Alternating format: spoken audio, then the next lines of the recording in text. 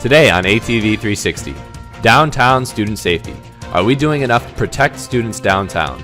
Airport security. Are the new full body scans too intrusive? And looking back at the presidency of George Bush, were Kanye West comments really the lowest point of his term in office? Welcome to ATV360.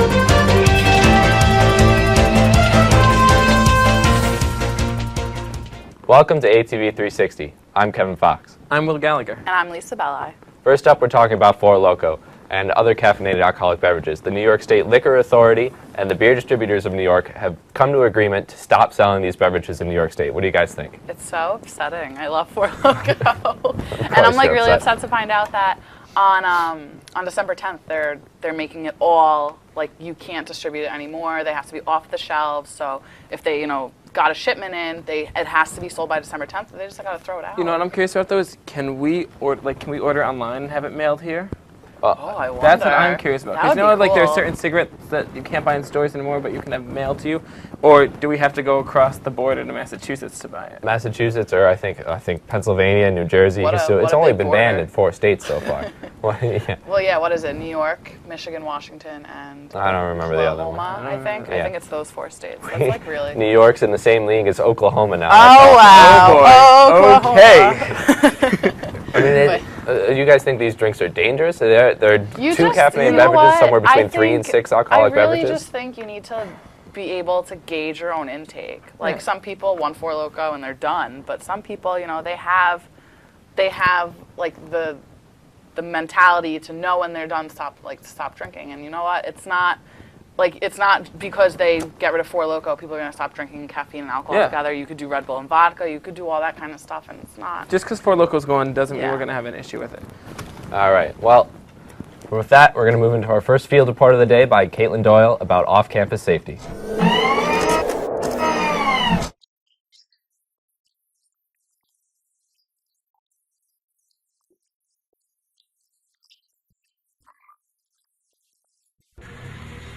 The Pine Hills area is one of the more popular places for college students to unwind at night.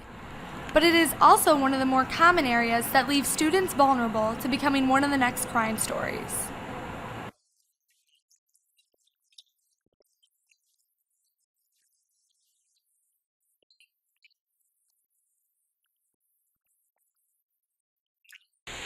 According to 2007 statistics from the FBI, the University at Albany campus is 9.7 times less likely to experience crime than areas off campus. I was able to speak with Frank Wiley, the chief of the University Police Department, to find out how they keep on-campus crime rates so low.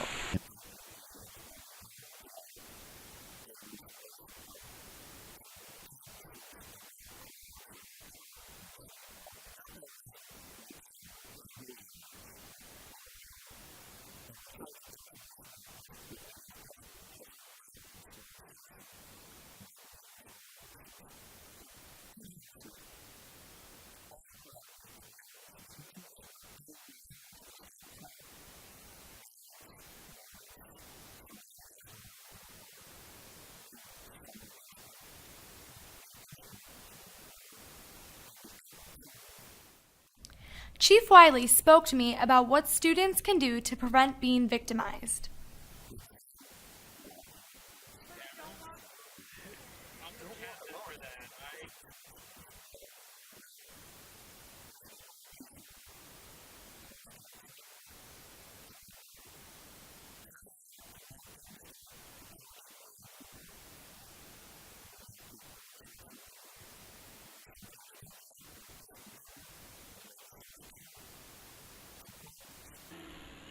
As you're getting ready to go out tonight, always remember to walk in groups, keep your belongings secure, and stay safe out there. This is Caitlin Doyle reporting for ATV. All right, thanks for that report, Caitlin. Now, guys, obviously this is a huge issue. We talk about it a lot. Are we doing enough to protect students downtown, Lisa?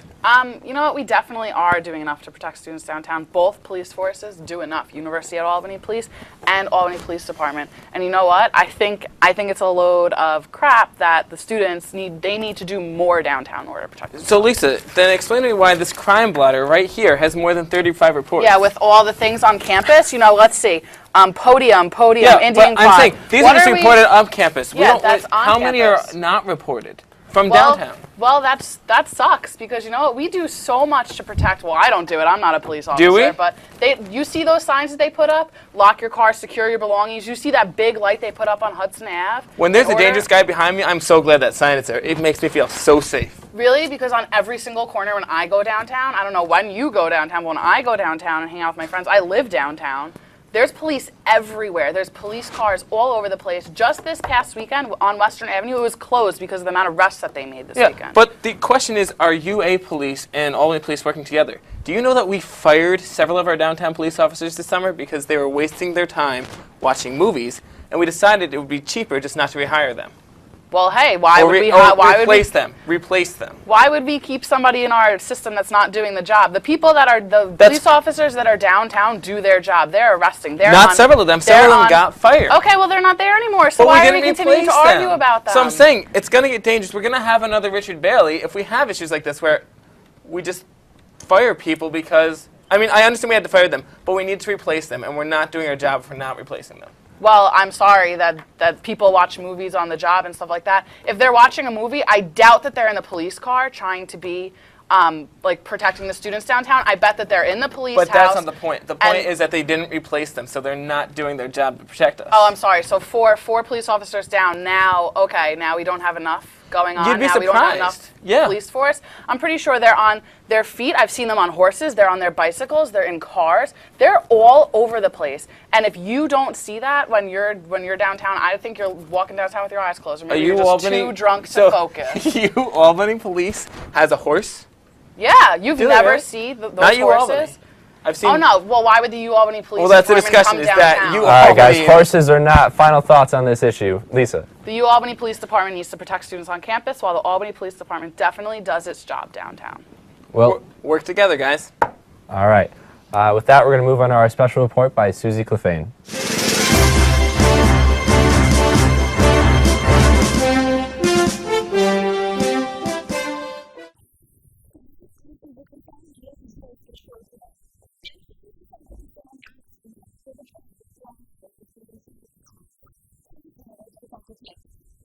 Dear Harvey is a retelling of the life of one of UAlbany's very own graduates and American civil rights icons, Harvey Milk. The play is written by Patricia Lowgry and directed by Jeffrey Mousseau. Harvey Milk was the first openly gay elected official in the US and was honored with the Presidential Medal of Freedom by President Barack Obama in 2009. Dear Harvey details his life through newspaper articles, transcripts, and interviews with those who knew him. The performance schedule runs this month from the 11th to the 13th and 18th and 19th, all at 8 p.m, with a finale at 2 p.m. on Saturday the 20th. Tickets are $10 for students, seniors, and faculty and staff, and $12 for the general public. They can be purchased through the Performing Arts Centre box office, found at www.albany.edu/theatre, or at 518-442-3997.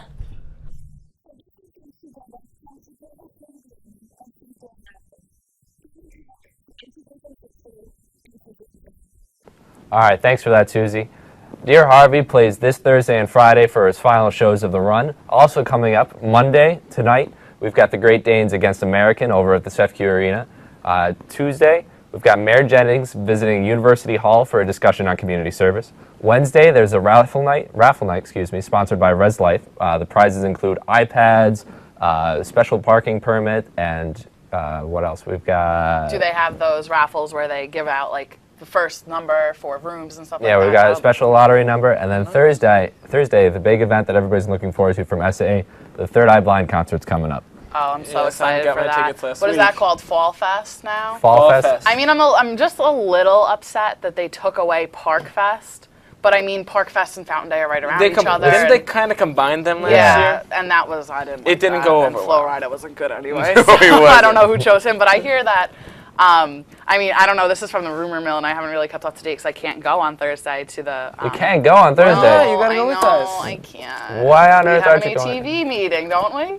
I'm not going to that. We moved it. Oh, all right. Well, anyway, I still can't go. I have dance. So anyway, I know, and I don't have $10. I'm a college You student. guys, Come on. make sure you go to Fall Fest on Thursday. The SA But student isn't the groups are other- preventing students from isn't- going to SA events. But Wonderful. isn't the other performer Cisco? Is that still true? The other I heard that the other performer that's like opening for Third Eye Blind, or Third Eye Blind is opening for Cisco. Is that true? No. I've heard that from a lot of sources. No? I don't No. believe Then so. who's the other one? It's not just Third It's Eye Blind. Merc and the New Familiars. Who? Merc and the New Familiars. Yeah, I wish Cisco was there though with his silver hair. That'd be pretty cool. But I All right. swear I heard that. Well, we're going to go to our second special report of the day by Elia Francis.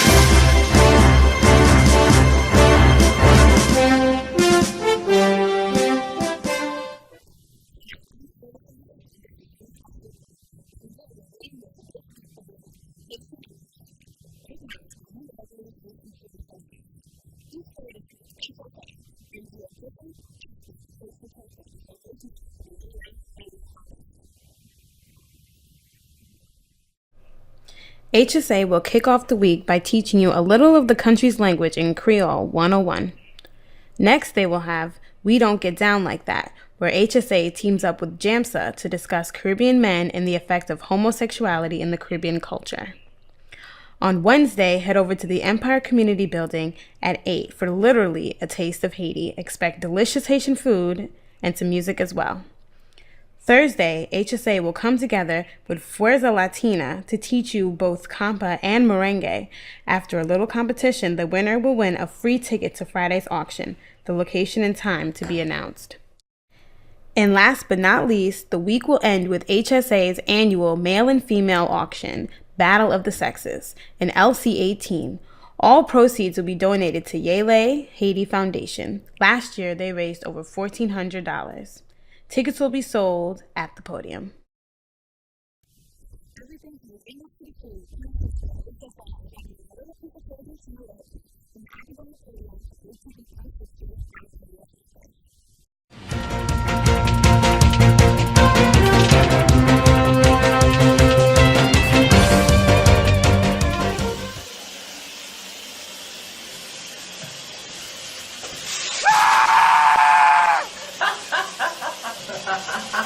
What you doing there, Mike?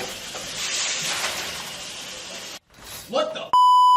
Oh shit! I'm drunk and disorderly, active and the normally. Everybody gon' really know my name. I'm drunk and disorderly, active and the normally. All the ladies gon' be feeling on my game. I'm drunk and disorderly, active and the normally. I'm throwing up.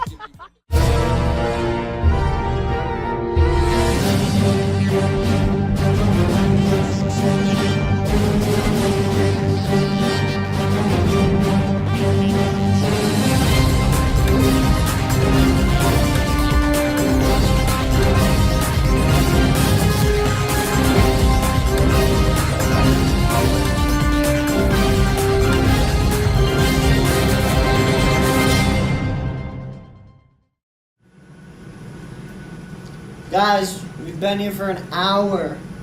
All we need is a stupid slogan for this show.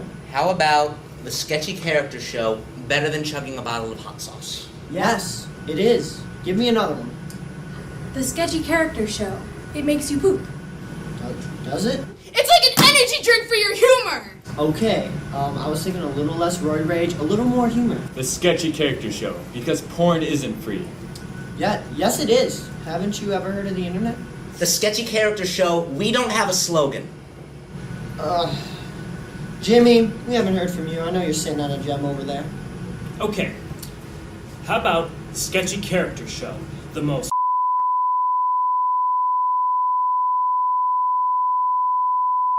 baking show on earth? What the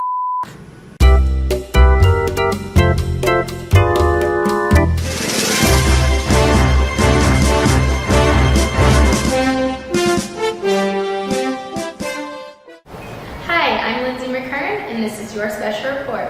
I'm standing here at the University Art Museum where on November 18th, the museum director, Janet Riker, will be giving the Employee Assistance Program Art Break Tour of the Courier exhibit.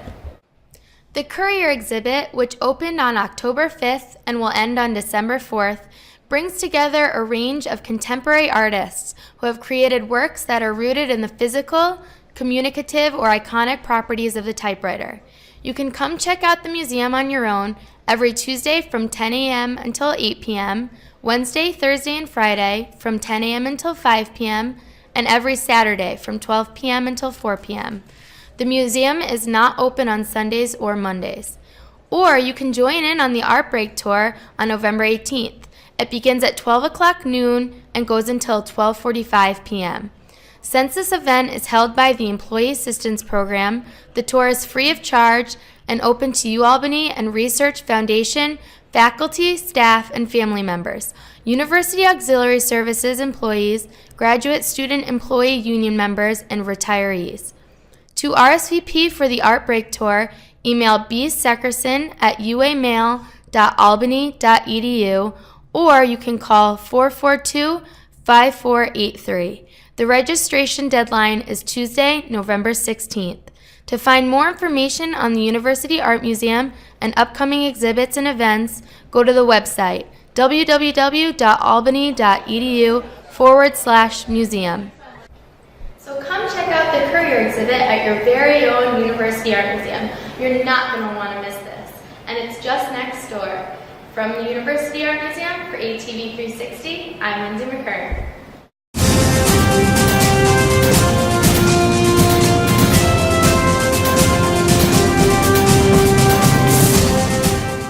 And now, the debate of the day.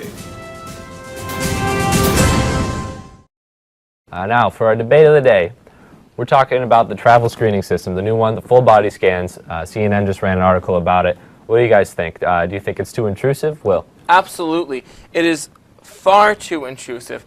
I mean, you know, in the past year or so, we've had several attempted terrorist attacks on planes again, and I think this is just our country's way of trying to compensate for it.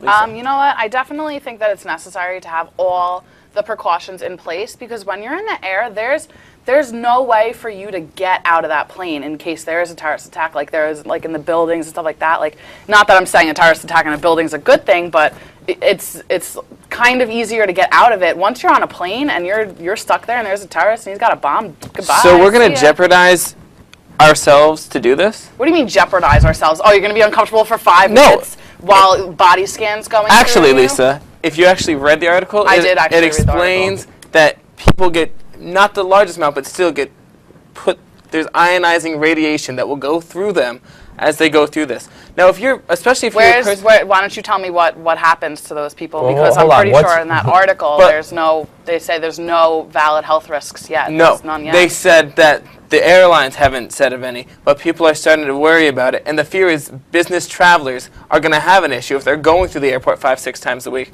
that they're going to get sick from this eventually. So we need proof that they're going to get sick, because just so we have to wait for someone to get cancer before we can do this? Radiation. Oh, well, I mean, you get cancer now from your cell phone and the microwave and the computer. You get cancer from everything. Everything causes cancer, so it's cell nothing phones and microwaves. So it's okay to have cancer then? It's a different kind of radiation, but go ahead, Will. Oh, I mean, what you're saying is just kind of ridiculous. We have to wait for someone to get sick from this before we can do anything about it. But would you rather take the precautions now until we find out what's really going to happen? Or would you rather be 6 feet under the ground in a grave because you're dead because of terrorist attack? I could also be dead from the cancer. Yeah, but that's not. Are there alternate methods? Lisa, are there alternate methods to do this? Yeah, there are alternate methods. If you don't feel comfortable going through the scanner, they will pat you down. Why do we need this? Let's just do the Why pat do down. we need this? Why do we need Let's this? do the pat down, because Lisa. it probably saves about 2 hours while you're waiting on that line, which you already come to the airport 2 hours early, and then you explain have to me sit something there. real quick. How many hours do you have to go through of cancer treatment?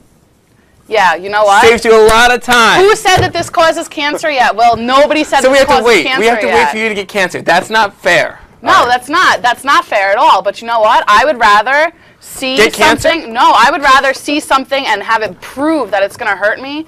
Or I would just take the pat-down method. If you're so concerned about getting cancer, you can go for the pat-down method and the strip strips, and you can be uncomfortable for 5 minutes. that if we do this, whether or not there's a terrorist attack, there are going to be victims. So we need to use alternative ways, pat-down methods, or other ways. Lisa, final thought. You have the choice to do it however you want. If you want to go through the scanner and save yourself time, you can do that. Be uncomfortable for 5 minutes and get a pat-down.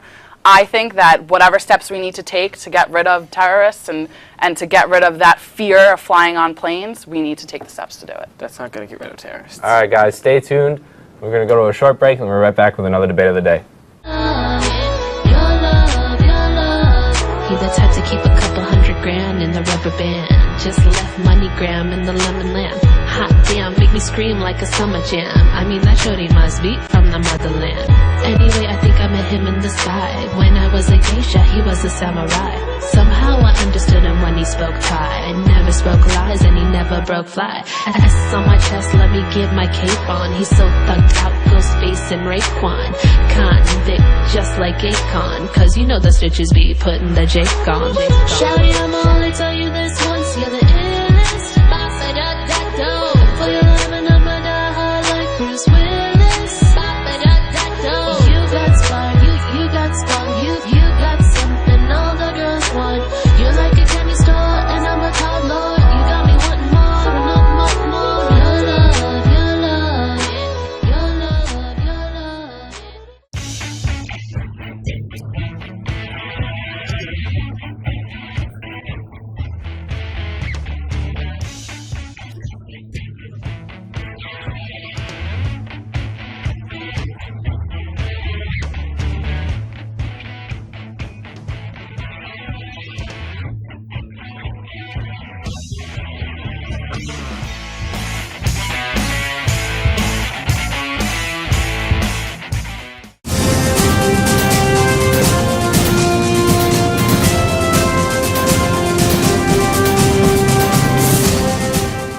And now, the debate of the day. Welcome back, and now for our second debate of the day. George Bush has done a slew of television interviews this past week. Kanye West has done a television interview with Matt Lauer. George Bush came out and said that Kanye West's interview was the lowest point of his presidency. Lisa, what do you think? It's definitely not the lowest point of his presidency. I don't think so. There's been a lot worse things have been brought upon him than someone publicly calling him a racist. People call people racist all the time. People can call Obama, the president right now, racist against white people or anything like that sort. So it's not. You've been watching a little too much Fox News if you're hearing that. Shut up. No, what I think, Lisa, here's what I think, is that it's not Kanye in particular, because if Kanye's his own demise. You don't need Kanye to bring you down. Kanye's an idiot. What I think the issue was that he was called racist at a time after he ignored so many people who the majority were African American. He took too long to go and protect them, and it came back to hurt him. But do you think that he took too long because they were African American, or do you think he took too long because he was trying to get the proper aid and the proper help? Well, I honestly think it was because he was being stupid. That's it. But I don't think it has anything to do with their color, but that's how it came out to be. I'm not saying he was being racist, but being called racist, and after all the facts that came with it, that brought him down a lot more. But it's still not the lowest point of his presidency. He was called a liar about the weapons of mass destruction in Iraq. That's a huge problem because we all know we're in Iraq right now fighting a war that may or may not be pointless, and George Bush was the one who brought us there. And now he's all of a sudden lying about weapons of mass destruction. That's a huge problem. He's not all of a sudden lying. He was lying this whole time about them. And it wasn't just him. It was the real president of the past 8 years, Dick Cheney, who did it. Yeah, well, the other thing is that he was also accused of cutting back taxes in order to profit the rich. He's rich. He's the president. He makes a lot of money. So, of course, he's going to try to benefit himself. But that's also another low point. And none of these accusations were proven true, to my knowledge. And that all of this is accusations. It's hearsay. Right. And the Kanye West comment definitely is not the lowest point of his presidency. Look at how our news goes today. If you look at most news stations, I guarantee you once a week to once every other week at least, they're citing Twitter these days. I mean, we go off of gossip so much that it doesn't matter what the real truth is. Once it's out there and you can't take it back. So you say President Bush is racist, you make the mistakes he made, and it just looks bad, and it was a downfall for him, whether or not he was actually racist. But tell me how it's the lowest point of his presidency, because you know what?